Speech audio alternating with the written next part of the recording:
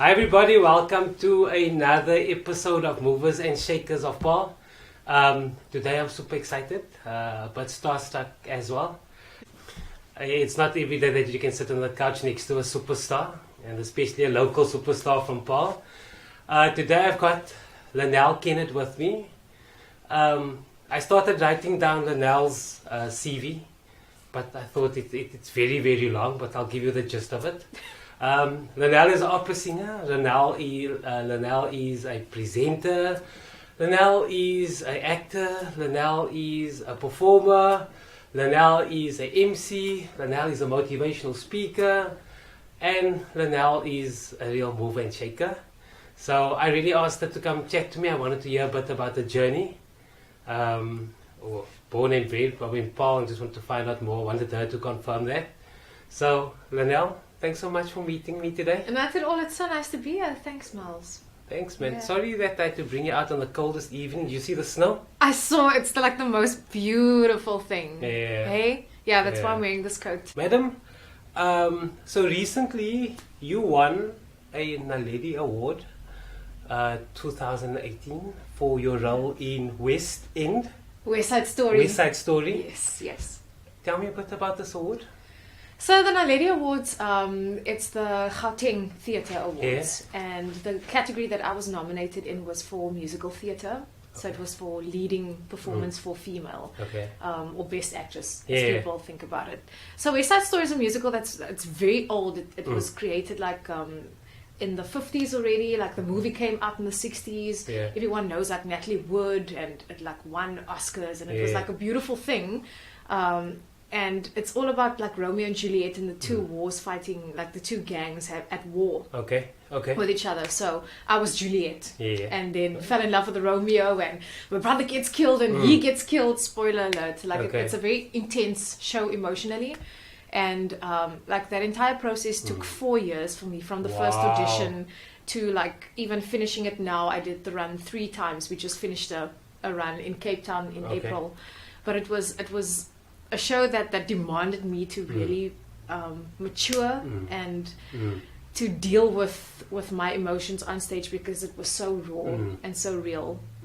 The first time we did the show was we started rehearsals a month after my mom died. Okay. Well, So me yeah. like being in a show like that where you're like confronting death on stage every night, it was very intense. But for that reason, also a very healing process, Okay. and allowed me to like really go into the depth of the Yeah. character's suffering and the pain, because it was I was relating to it because it was my reality, you know. Wow. So to even be rewarded for work like that, and for people to say like we felt your heart in the performance, and you made us believe it, like this is Yeah. why we're giving you the award. Yeah. It's like a beautiful bonus on top of just a beautiful piece of work. It was Yeah. such a special team of people to work with Yeah. to do that. Yeah. Well, but I mean, so tell me, you sitting there and they say, and the award goes to, was it like, we're like, okay, this is me time, or what? How was the feeling? Because I mean, that's massive. It's South African. It's like a major South African award. Yeah. No, it's funny. Awards don't. It's such a strange place to be. To be nominated is an honor, Yeah. and everyone else that's in your category, like these are your friends and people that you respect, like your peers. You look up to Yeah. them. So you never expect to win anything. It always like goes over your head. Yeah. And I okay. luckily I had other things to worry about on Okay, the cool. night, because I was co-presenting and performing. So all of that was all of that was part of the evening's Yeah. stress. So I couldn't even think about the award, because that happened last. It was like everything else needs to happen, and this is also there. Nice, you know? man. So yeah. Well, it congrats. helped. That's actually quite amazing. So tell me quickly, Lynelle Kenneth, born and bred in Paarl? Yes. Okay, So, where we born? Childhood? I was born in Paarl Hospital. Do you want it that specific? Paarl Hospital. I was born there. Then I was staying in close to Centrepoint Supret for the Okay. first 4 years of my life. Nice. Like my family and I, we were staying with my gran, and Right. then after that we moved to Klein Paris, Okay. where my father still stays. Okay. Yeah. Okay. So Primary school?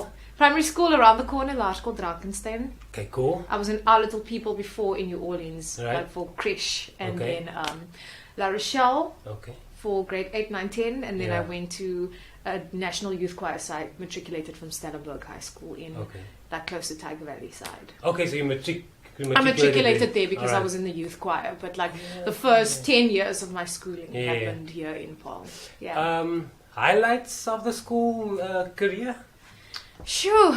Okay, there probably must be a few, but I mean, which one stands out? You know, I think highlights of the school career, for me, it was definitely that I got to do music even as a child at school, which was why my parents wanted me to go to Drakenstein in the first place. They had a music teacher there, so I was like doing piano lessons since age 6, and then I joined the Frank Peterson Music Center, so I was with them for many years playing violin, playing cello, right up until I left.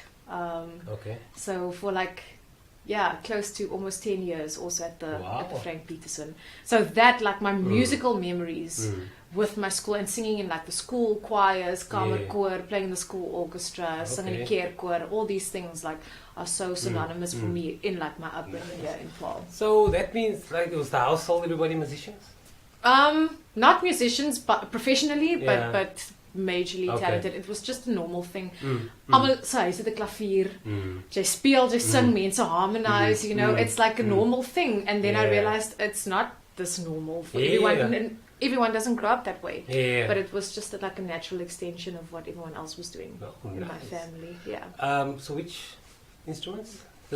Piano was my first, then I started violin. I played recorder in the church. Then when my arm got too long, they wanted to move me over to viola, and I said, I don't want to play that, I want to play cello instead. So I played cello. And it was only when I was matric that I got serious about singing.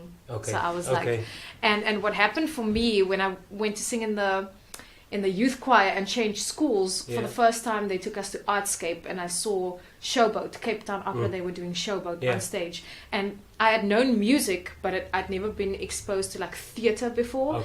And seeing musical theatre, like the combination of the singing and the acting, telling a story, I was like, oh my word, that's what I want to do, that's what I want to do. And then after that I went to the UCT Opera School. Then I knew this is what I need to do. Okay, so when you got home after matric, you matriculated and you said, Mom, I want to do music. But of course it's from a music family, so they said, follow your dreams, my child. They were amazing that way, I must say, because I also know people who are majorly talented, but their parents are scared, like, are you going to be able to make a living from this? Gaan doen liewes iets en dan sta jy op plan B, you know, or do it on the side. And my parents were always like, if this is what you want to do, you're going to work your ass off, you're going to become the best at it, so go do it, we'll support you. And it was being at opera school is a hard thing. I came from a background of choral singing, which is a very different sound. Like a lighter kind of cleaner white sound, no vibrato in the voice. And then you're developing your instrument at university, and people come in at different levels depending on what kind of music they were singing before. Like a lot of the like my fellow opera students in my class, they had like Tirisano backgrounds, like black choir singing, and the sound is just so much bigger. So they were more equipped to translate into opera, and it's such a competitive environment. Can you imagine? It was hectic. Like there was a time where I thought, this is not for me, I don't know if I want to do this, because it took away my joy for singing while I was working at it for so long. A lot of people say, like, you love something until you go study it. You know, and then you realize this is nie so lekker soos wat jy gedink het nie. But I won't trade those 5 years for anything. I learned to do what it is that I do today. Opera singing, like the experience on stage, prepared me for presenting, for doing musical theatre, even though I hadn't studied it, for engaging with people and being able to be comfortable in spaces where you're out of your comfort zone, or where you need to communicate and be an extrovert. Want ek was mense wat my op skool geken het, veral like my La Rochelle daar. Ek was soos 'n grootste nerd. I was just like heeltemal op my eie. Ek het altyd die een wat in die musiekblok gesit het, you know, or with a book. I didn't socialize. Ek was baie eenkant. And this forced me really to come out of my shell. Okay, so tell me a bit about first top billing. You entered top billing, then you went on presenting into Parcella. So how did it come? Was top billing always something on the agenda, or was it just like? I had no aspirations of being on television at all. My maat gesien hulle adverteer vir die kompetisie. Okay. Toe sê sy vir my kind, sou jy gaan inskryf en ek sê nee mami, ek stel nie belang nie, you know that kind of thing. En sy aanhou nag dat ek op die ouend gesê het, I'm just gonna go so that you can see. Hulle sê vir my dankie, maar hier val ek uit en ek het gegaan en nou sê klaar en nou kan mami op hom moan. That was literally what was in my head when I went. Okay. But ek het so toe gegaan en wat ek hulle het gesien op die forum, because you say like what's your background, what did you study, what do you do? And when I said I'm an opera singer, they asked me to sing in my audition and they were like so intrigued by this that they were like, okay, this girl, there's something different about her. And they decided they saw something and they gave me a chance where I didn't think that it was possible that something like that could happen. And how is the top billing? I mean, when you see it on TV, it's all the glamorous. Let me tell you, TV sells illusions to people. Okay. And it isn't until you're in that space that you really realize how much of a fantasy you can create for people to want to buy into. Make no mistake, it is wonderful and you meet incredible people, you see incredible places. Maar het is 'n moeilike klomp harde werk. People don't see the sacrifices and the long hours. For people to see like a 1-minute clip on TV, you have probably been shooting for an hour to get that footage. Wow. So like even something that's like a 12-minute clip, you have been up before the sun rises, getting done for it, going out to location, shooting the entire day, getting home after dark, like, and that's your daily. And I was doing that in conjunction to doing theater. And so many of my colleagues, I have such respect for artists who also do not just like their stage work, but television work and films and so on, because they very often are burning the candle on both ends. As jy soos jy doen een ding en jy doen dit een ding op 'n slag.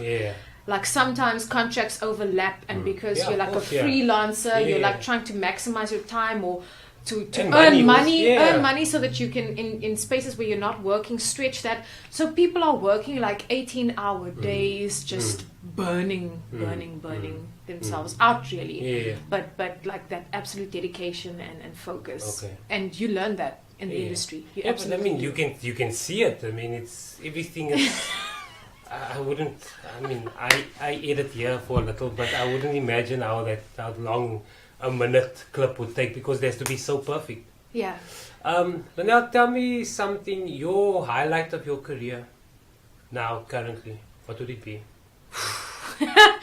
That is 'n moeilike een, because I wear different hats and there are different moments where things have happened. If you had to ask me, like, as an opera singer, what was my highlight? Okay, as an opera singer? I'd be like, performing at the Starlight Classics was a big one. Like at the Joburg Country Club with the Philharmonic and Richard Koch and Brandon Phillips conducting. And it's just like this beautiful open picnic, people like in the buitelug, and you're singing opera with this orchestra in this venue. It was such a beautiful experience. But then as an actress, Wonderlist just came out a couple of months ago, the movie, and it was the first time that I was like playing a character that had some meat to it and not just like a small little cameo. Like there was a lot of digging into Katrine's story and portraying a character that was so outside of who I am as a person, and like to have people say like, we really enjoyed that, like, wow, nice. Like, and people, being cast for the movie and working as an actress where you just haven't been in that space ever in your life before. Like, you didn't study this. You've been finding your feet intuitively and through experience. And that's the thing, what I've discovered in all of the different work that I do. The best preparation really is... you can't always have studied for things, but you have to be prepared as possible, and be open. Be open to learn, be open to make mistakes, and just gain experience as much as you can. That's the main thing. No one's going to be like, ha, do you want to be famous? Do you want money? Eventually, that might happen. And it happens to such a small percentage of people who are in it even. It doesn't necessarily speak of your brilliance. Yeah. There are very many different aspects that have to come about for someone to be like a commercially successful artist, but still true to the art form, you know, to not sell out and just do things for the sake of making money. But your passion has to be for the craft. Why is it that you do what you do? What is the story you want to tell? What is the connection you want to make with people? Daai is die belangrikste. And that is what gives you longevity at the end of the day. Because there are many like shooting stars in the 100%. Industry, people who like, they have like 5 seconds of fame and everyone, and then that crash after all of that attention when it's not sustained. It takes people to very dark places, you know. Van mense vergeet van jou. If you're not 100%. Consistently working, if you are not, if you don't have that longevity, then you're just going to be a flash in the pan. Yeah. And I mean, I always say it to the people I speak to that are in the theatre. I'm like, I really am amazed with people in theatre because every day is a hustle. It's not your corporate 9 to 5. Like you're saying, you constantly have to be busy. You have to be in it to win it. And I think that's the most heartbreaking thing sometimes about the industry, where everyone else has a 9 to 5. We are providing the entertainment for when they are not at work. So our working schedule is completely flipped. It's, totally. I like if I'm in a run, like say for like West Side Story, for instance. I'm off on a Monday. That's my only day that I'm off. I work Tuesday to Sunday. I do 2 shows on a Saturday, 2 shows on a Sunday.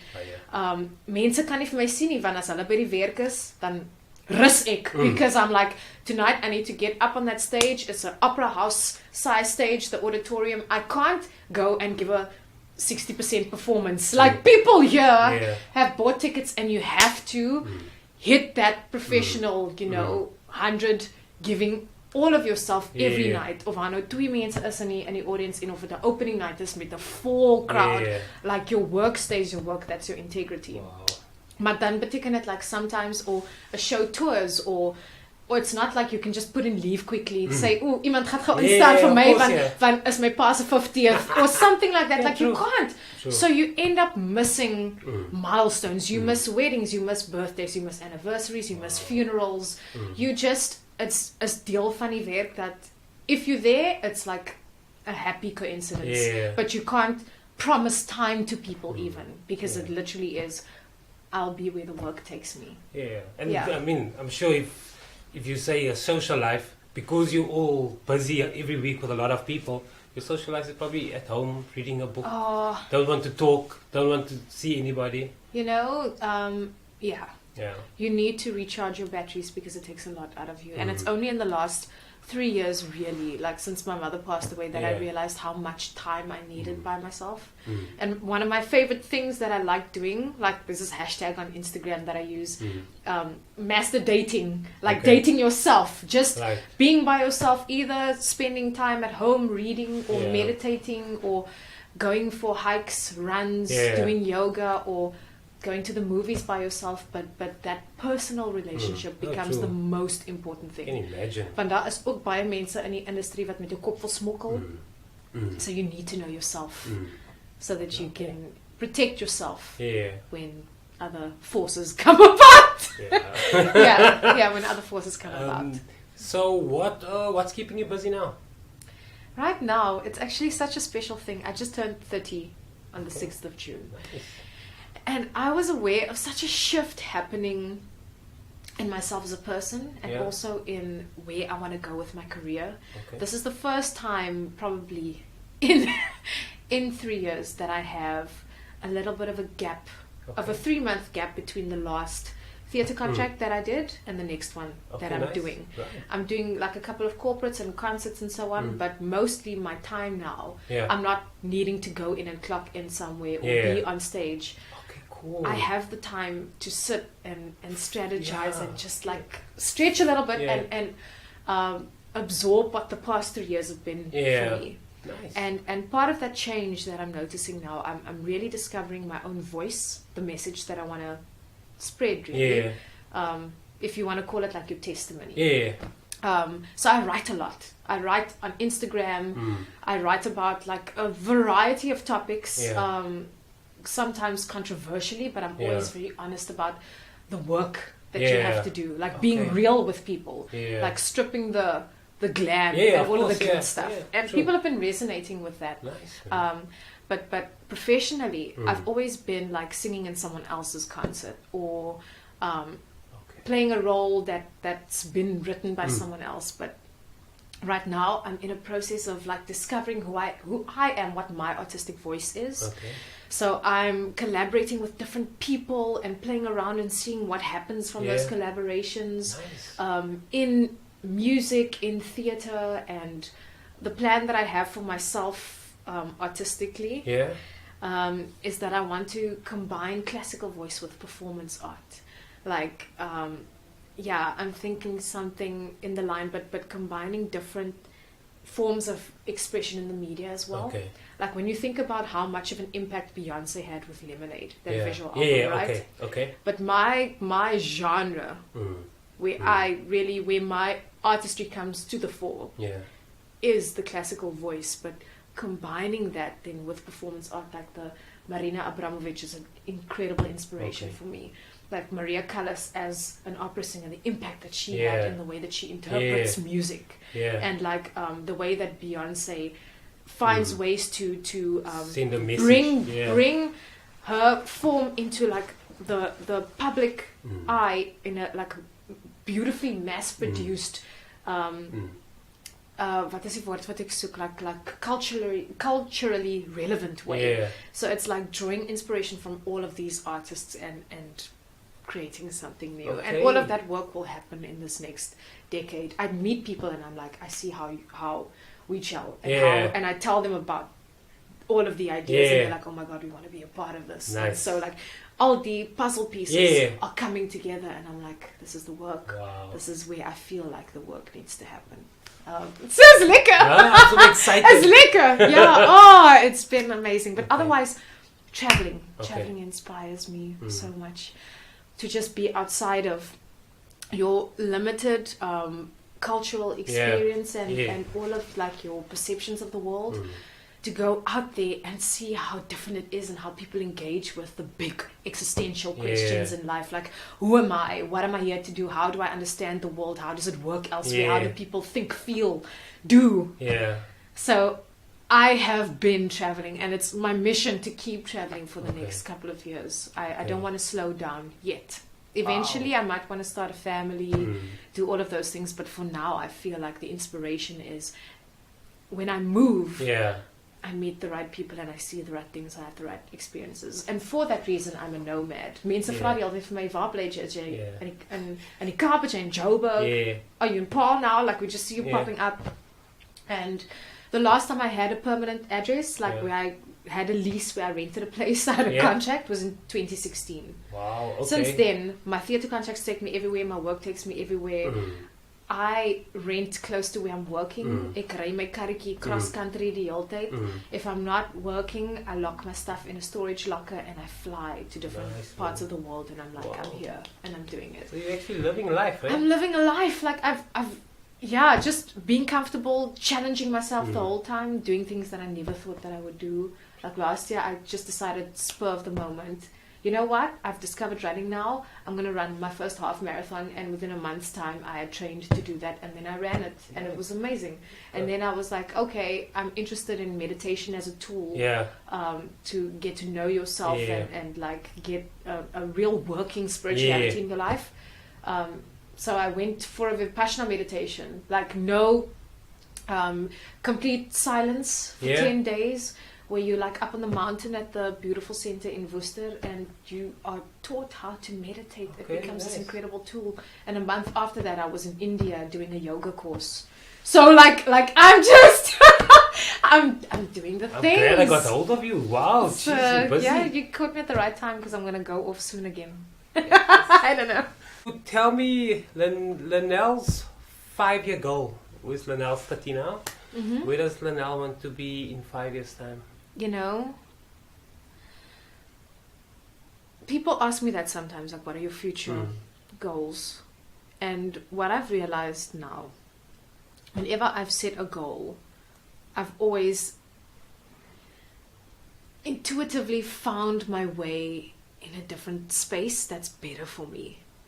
So I don't fixate on this is what I want to have achieved or have done. Because now people have been hinting at me. Some people who have seen, say, West Side Story, either on the West End or Broadway, they're like, you guys are every bit as good as these guys. Like, are you aiming to go there? Are you auditioning there? Is that like, are these your goals? Yeah. And I'm like, you know what? I can say, I'll find my space as it evolves. I'm working my ass off and I'm making the connections.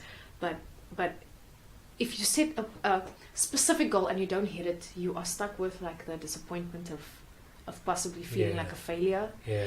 And since I stopped that way of thinking, and I think I'm growing, I'm learning all the time, and I'm just open to whatever happens. I'm like, if this feels right, this is the direction that I'm going in. My entire career, I thought I was going to be an opera singer. My career went like this. Because I stopped thinking about this is the one goal that I need to hit. I was like, the goal is growth. That's it. Growth is the goal. Everything else flows from there. So, I don't know if that answers your question. Yeah. Wow. Yeah. So I don't set goals like that anymore. My goal, if anything, is to feel it needs to feel right. That I'm standing in my truth, in my authenticity, in my vulnerability, in my power. Yeah. That it needs to feel right. It needs to feel like it's in alignment with me. That's the goal. To constantly stay balanced and aligned. That's the goal. Yeah. I'm like speechless. That's like making me think also. Yeah. Did you think a year ago that we'd be sitting here? No. This was a chance in this world. So how could I have asked you a year ago, Miles? Yeah. Tell me now, a year from now, what do you want to be? Do you know what I mean? Wow. Yeah. Okay. That's deep. It feels like a therapy session. That's deep. I mean, therapy is an amazing tool. Yeah. I started therapy after my mother passed away because I needed to understand. Yeah. I needed to understand myself, how I dealt with death and life and all of these things. Yeah. And that was the beginning of wisdom for me, of me finding myself and my voice and my artistry, and it will just flowered from there. Self-knowledge is an incredible thing. Therapy, meditation and yoga has also been... I think I should have a look at those. Yeah. Tell me something. So you said you were finding your voice that you want to espouse out into the world. If you had a billboard up on the N1 and your name was at the bottom, what would be on that billboard for the world to see? This is Lynelle's, Kenneth's message to the world. What would be on that billboard? I wouldn't want my picture there. No, your name. Just my name. Yeah, a quote. A quote. Yeah. I recently got a tattoo 2 months ago, I think. Yeah. And this is my life motto. Right there. And it says, presence is a homecoming. Okay. So presence, if you start reading like The Power of Now or A New Earth or all of these deeply, beautifully spiritual texts, they all speak about like the mind and the spirit. Yeah. And very often humans, we are so stuck, we are prisoners of our minds. You're either living in the past with your memories or your regrets, your disappointments, or you are longing for a future that hasn't arrived yet. But all of these, living in the future or living in the past, like in your mind, takes you away from being here right now. And this is where the power is. This is the only moment, really, this moment, that you have control about what you are doing, what you're manifesting, what you are thinking. True. So that presence in the current moment. It was funny because I first experienced it like completely fully when I felt like I came home to myself in India. And that was when this phrase came into my mind. When you're present, when you're completely here right now, then you experience a sense of homecoming in yourself. And then you are at home wherever you are. Because it's not a place, it's a feeling of, I'm here with you now. We are doing things now. I think we need to do this on a weekly basis. I mean, I read a lot about all of this. I think a lot about all of this. I connect with a lot of people who are in the same kind of space, and it's been it's transformed my life. It's Yeah. transformed me, and it's so simple, and it's really there for anyone who wants to engage with life in Yeah. that way. It's not some magic formula. It's actually just so simple. The conquering of the self. So when is Lynelle performing again, and where?